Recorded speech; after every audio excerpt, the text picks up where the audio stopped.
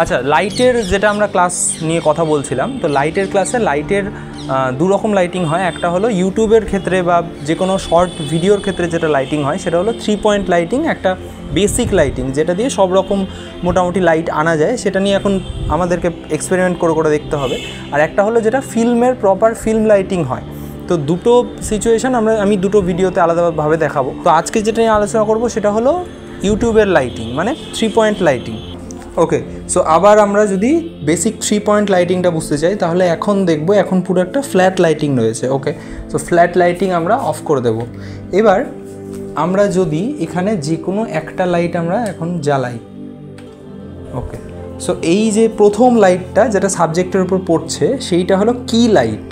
এবার কি লাইটের জন্য দুটো জিনিস হয়, একটা হলো লাইট পড়বে একটা পোর্শনে সাবজেক্টের এবং কিছু পোর্শনে শ্যাডো থেকে যাবে।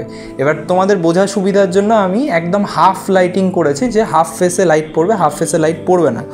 এবার এই যে হাফ ফেসে লাইট পড়ছে না, তো এইটার জন্য পুরো সিনটা একটু ড্রামাটিক হয়ে যাচ্ছে। কিন্তু যদি আমরা চাই যে আমরা ড্রামাটাকে সিনে রাখবো না, এটাকে একটু সফট লুকিং করব, দেন আমরা কি করব যে আরেক সাইড দিয়ে কি লাইটের এক্স্যাক্টলি অপোজিট সাইড দিয়ে আমরা আরেকটা লাইট দিব, যেটা হলো এই কি লাইটের যে শ্যাডোটা পড়ছে সেই শ্যাডোটাকে ফিল করবে, যেই কারণে এই সেকেন্ড লাইটটার নাম হচ্ছে ফিল লাইট। তার মানে কি, যে কি লাইটের শ্যাডোটাকে যে লাইটটা ফিল করছে সেটাকে আমরা বলছি ফিল লাইট।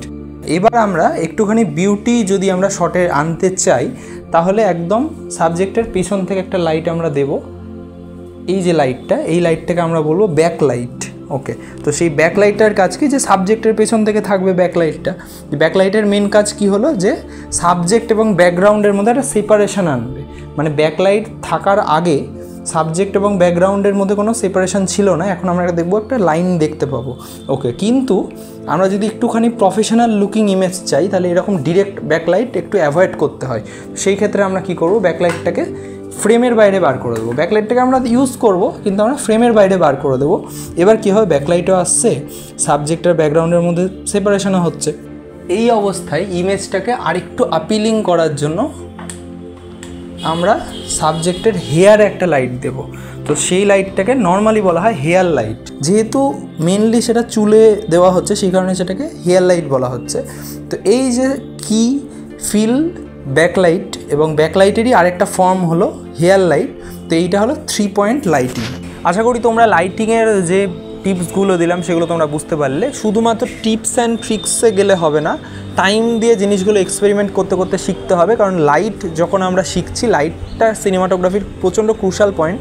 শুধুমাত্র সিনেমাটোগ্রাফি না, as a director, as a film maker তোমাদেরকে পুরো লাইটটা ভালো মতো যদি গুলে তোমরা না খাও, তোমরা যখন স্ক্রিপ্ট লিখবে তখনও অনেক সময় আমরা লাইটের কিছু কিছু কি পয়েন্ট লিখে রাখি, যে সেগুলো সিঙ্গেল পয়েন্ট লাইটিং হবে না, ন্যাচারাল লাইট হবে, সফট লাইট না হার্ড লাইট, সব কিছু।